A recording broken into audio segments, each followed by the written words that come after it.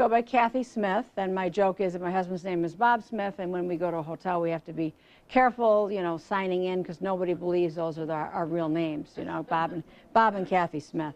I'm a local person, one of those bloom where you're planted kind of people. You know, either bloom where you're planted or don't bloom at all. So that's kind of my story. I'm only about a half an hour from here. Okay. So I guess I'll do this in sort of reverse order. This is a manuscript for a children's book, and I would also say kidult book, I hope, that will come out in the spring of 2019. It's with the illustrator now, and she's waiting on me to get back home and do some magic on it so she can continue. So I hope will be about inclusion and being kind, and it's called It's Hard to Be Different and Not Easy to Be Small. So I hope will be a nice thing for kids who feel those things sometimes, that they're different and nobody else is like them. So that's for the spring of 2019. And last year I'm self-publishing all the way, because I'm in my 60s. I'm not waiting for anybody. I'm not reading anybody else's rejections. I know I won't make a single dime on any of it, but it's one of those things, if you get in it to make money, then don't do it. So this one, The Macaroni Necklace and the Pink Panda Bear, a story about saying goodbye. So I don't really know where I got the vibe to write this one, but it's in verse, and has been well received by counselors, mental health people, especially if working with children you know, who have lost parents to opioid situations, whatever they may have lost their parents to. So it speaks to that. It speaks to death, dying, grief, and loss. The first one that I self-published was this novel, and it's called Another Day, Otro Dia. And actually the title of it, it's kind of backwards in the sense that this was where I started from, was the Otro Dia. And I don't roll my R's very well, so my apologies to anyone who does better than I do at that, which is everybody.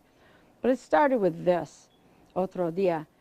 I've been working for about 12 years with migrant workers, particularly those who are on dairy farms. And they're kind of the lost battalion among, among migrant workers.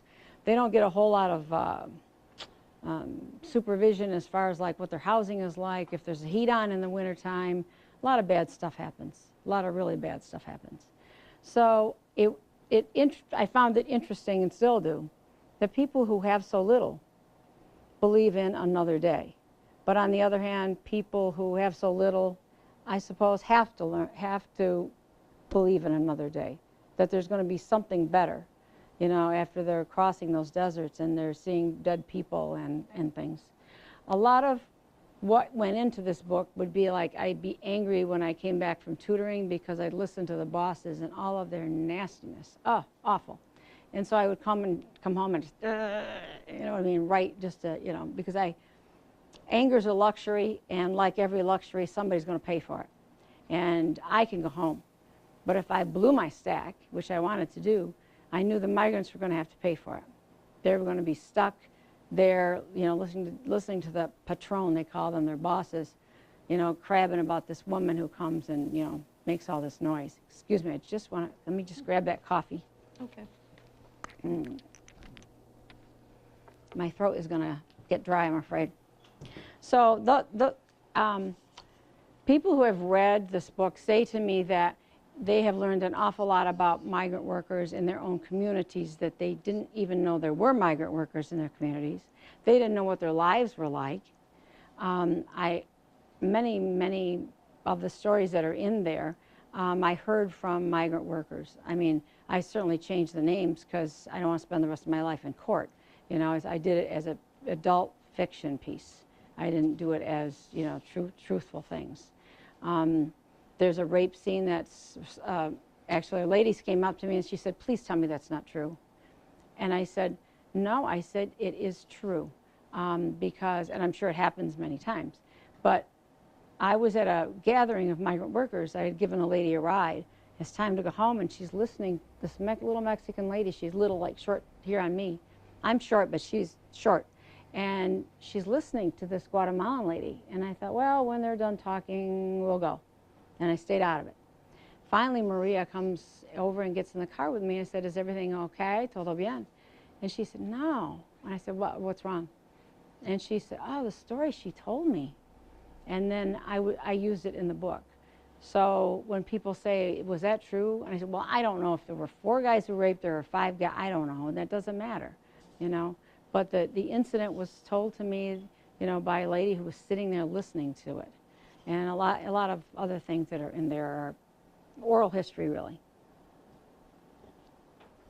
So this morning I'm going through and I'm like, should I read that part or should I read that part? Should I read that part or that part? What part should I read? So I always try to come up with start with a beginning at the back end here. So it's in rural upstate New York. Peggy Stewart turns to the world of undocumented migrant labor to maintain their dairy farm when her husband Frank begins to lose his battle with cancer. All right, so this is a desperate lady, and this is pretty much the situation for farmers when they go to this labor pool. Through her connection with the milk company, Almarío Santiago Lopez, or just goes by Rio, okay, arrives early one morning confronted by Peggy's fears and her prejudices and her scanty Spanish. He rapidly becomes a valued worker and trusted friend to Peggy. Through Rio and other members of his family that arrive, Peggy learns the shocking realities of migrant life in America. Though Peggy acquires a new strength of character and empowerment, she also endures the hateful comments from neighbors and even from Frank, who opposes the Mexican worker. Peggy's feelings for Rio grow. The realities of her compromised marriage become apparent. More problems arise. The cows must be sold. Peggy learns of Frank's affair with a neighbor. Peggy and Rio grapple with feelings of love and separation. And I try to leave it so I could maybe someday write a sequel for it. And if I ever get to that, I hope I can do more for women and children who are in this whole pipeline and trafficked mess of migrant workers. So I want to start then with the morning that Rio arrives.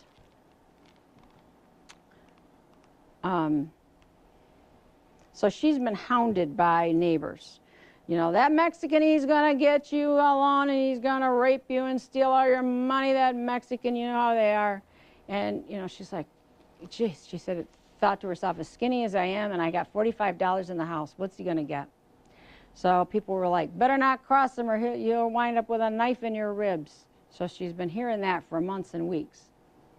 So here it is.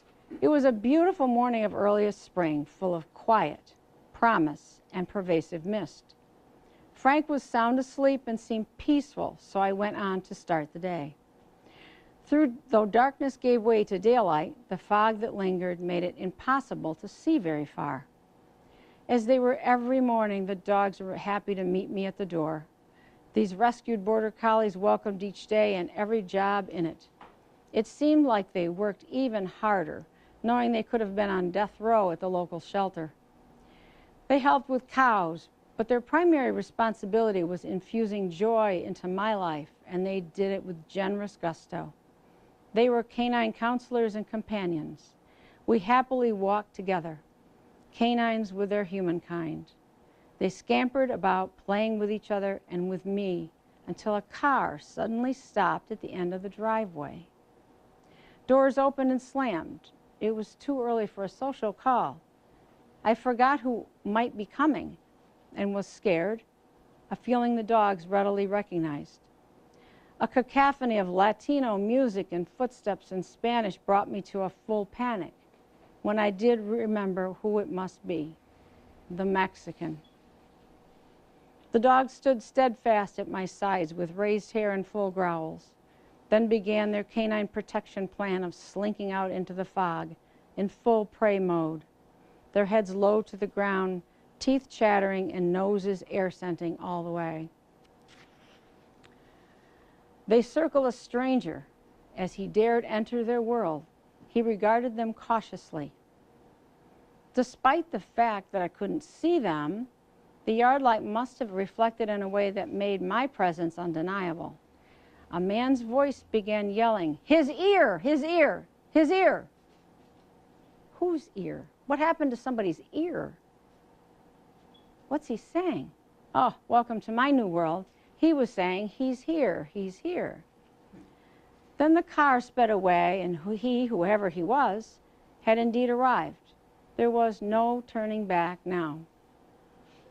As if he stepped out of the clouds and mist came this small, dark-skinned man with a wrinkled, sunburned countenance. He looked worn out, and everything about him was shabby and dilapidated. He had a blue Yankee baseball cap that looked like it was from the garbage somewhere. His denim pants and shirt were too big, which made his diminutive size even smaller. He was weak and worn, appearing more of a vagrant than a laborer. He looked the size of a plucked chicken. How was he ever going to work? The cows would make mincemeat out of him. My previous contentment slipped away. Just wait until I have to show him to Frank, who isn't in favor of this anyway, and who was not included in the final plan. I was stunned and stood motionless as if I had never been taught any manners. Toward me, he put his hand out to shake mine. It was all I could do to manage my terror and impulse to scream and run away. It took a few seconds to know what to do until I remembered I should shake his hand. How stupid I was acting. All I could hear in my ears and think in my head were the warning words of my neighbors. I was so scared. I was all alone with this dark-skinned Mexican stranger. With an outstretched hand and smiling face, he walked toward me. Another human being was putting his hand out in greeting and friendship. My part was to reciprocate. I had to get a grip on myself. He was looking me up and down intensely and smiling. Why was he doing that? Why was he doing that? What was he thinking? Emotions brought me from scared to mad to defensive to confused again. The dogs continued circling him, nearly nipping at his heels. He spooked them away, but they didn't go far. They made a protective circle around me. I am, my name, Almarío. He started out in labored English, then rapidly repeated in Spanish. Me llamo Almarío. Mi nombre es Almarío. What? What? What was he saying? Pedro, Pablo, Paco, even Jose or Miguel. Well, what is this name? Almarío. That's the word for yellow. He can't be called yellow. It took me like 5 repetitions until I had it. When he slowed it down to something that sounded less like the Three Chipmunks Go Latino, I was able to decipher the 2 words in the name. Pretty special, actually. Alma for soul, Rio for river. But I didn't want him here for pretty words. He needed to work and work hard. Our initial and mutual embarrassment about his name was not a great way to begin, I thought to myself. I couldn't even get his name straight on the first try. Communication would be a challenge, I assured myself. So that whole thing with his name, couldn't understand what it was, happened to me one time with a guy. I asked him like 5 times what his name was, and all I could get was, Almarío, that's yellow. And the guy is looking at me, you must be the dumbest woman in the whole United States. Why do you not get my name? So I went back and I asked some Spanish teachers, what name sounds like Almarío? What is that name? Nobody came up with a name. Nobody I should have asked Chris. Maybe she would have got it. And I asked, and they're like, I don't know. Years later, I'm driving a Mexican guy, and he's talking about his friends who used to work there, And he said, oh, my friend Amadeo used to work there. Oh, Amadeo. So then I told him how I had heard Almarío. And he laughed so hard. I thought he was going to wet his pants on my front seat or something. He was just laughing so hard. Because how stupid. Of course his name is not yellow, but I couldn't understand what he was saying. Plus he's shoveling crap in the barn. So he's shoveling. Oh yeah, Amadeo, huh? What? So, where are we on time? What's your timing here? 3:13, been on for 13 minutes. So 13's done, good, pretty soon, 15. All right, if there's one person that I would like you to have a look at before I stop, it would be the kid that I called Ezekiel. When I go out to the farms and meet new people, when I go out to the farms and I meet new people, the ones that make me scared the most for them are the ones that have no cousin, no brother, nobody knows them. I mean, they have no connections. And it's like they were just like dropped down, poof, you know, nobody. I mean, you ask her where they're from and they tell you, and it's like nobody's ever heard of it. You know, usually they can say, oh, is that in Oaxaca or is that in Chiapas? And they can come up with a conversation, but this one, oh my gosh. So here's my sketch of that. The new guy on a farm, okay? The new guy was a mere boy, not nearly a man. He was gangly, sinewy, with skin stretched over his bones that had grown but with little complementary muscle. He was recently from a remote pueblo that even other Mexicans had never heard of. He was more comfortable in an indigenous language foreign to all at this farm. He was of the poorest of the poor families even in the pueblo. He was the sacrifice of their family to send to America so that the rest of the family could eat and hope someday to build a house. He had brothers and sisters like steps. His name was Ezekiel, but none of the Americans would ever even try to learn it. They called him Little Man, and they said it disparagingly. He was perfect for this farm, where the workers received nothing. Ezekiel was used to the barest of everything. He would suffer another hard chapter in his dismal life until he got some time and experience under him, lost a few battles, was cheated on his pay. He would have to learn, but it was unlikely that he would ever feel empowered. He was at an age in his development where he needed nutrition and rest so that he could grow. The calloused hands and stooped shoulders of his young body were already showing the wear and tear of heavy work and long hours.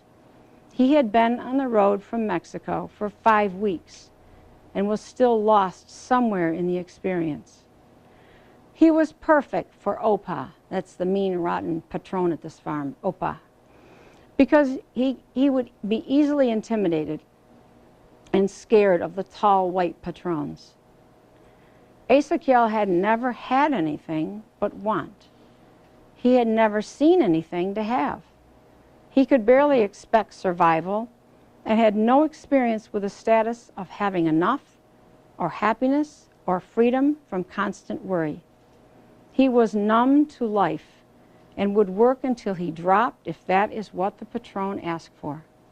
He had come to America to escape the human condition at its lowest, only to be cast into it in another form. So those are the sad ones to see, because they're numb, they're neutral, you know. I ask him, are you okay? Yeah. Do you need anything? No. You know, and then I find out 2 weeks later he's had a tooth killing him or something, you know, and I could have got him to the dentist. So, that sort of thing. So, okay, we're good, right? We're good. Okay, yep. Wonderful work. Thank you.